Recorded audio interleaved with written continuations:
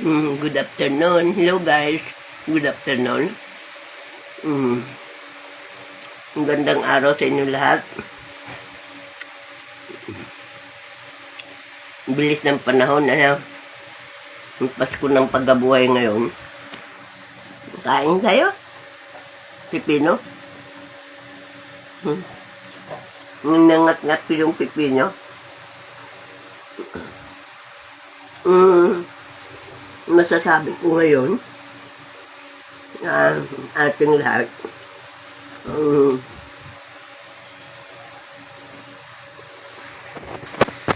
ating mga magulang, mahalin natin na lang yung may mga magulang pa, yung mga may nanay at saka may tatay pa, ay mahalin nila ang kanilang mga magulang. Oo, kasi diba, marami dyan anak na wala ng mga magulang eh. Oo. Yung mga may mga magulang pa, mapalad sila at meron pa silang mga magulang. Bigyan nila ng pansin itong mga magulang nila, nanay nila, tsaka tatay nila. Ibigay nila lahat ng pagmamahal bilang isang anak. Nang sa ganun, wala kayong dapat pagsisihan kung mawala man yung mga magulang nyo. Tsaka kung hindi na kayang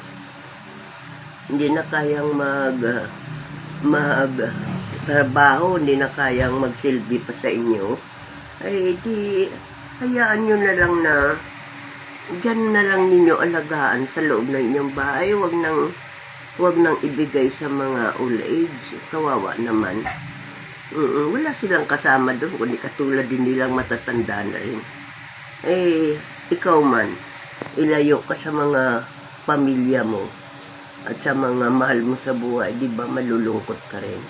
Kaya yun, dapat gawin, dyan na lang sa bahay nyo, kung may mga bahay kayo, kahit na dyan lang sa bahay nyo, alagaan yung mga magulang nyo. Oo, bigay nyo lahat ng pagkalinga at pagmamahal sa mga magulang niyo. Yun lang guys, ang masasabi ko ngayon.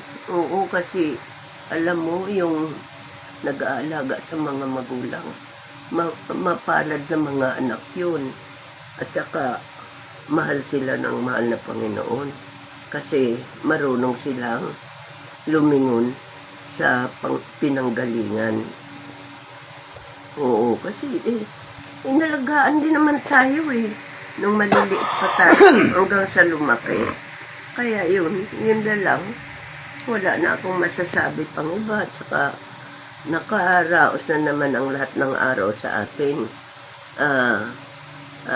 Antabayan na lang natin ang mga darating pang mga panahon. Ano na lang guys. Salamat sa ating lahat at dumadaan ng mga araw ng masaya lang at magandang panahon. Oo.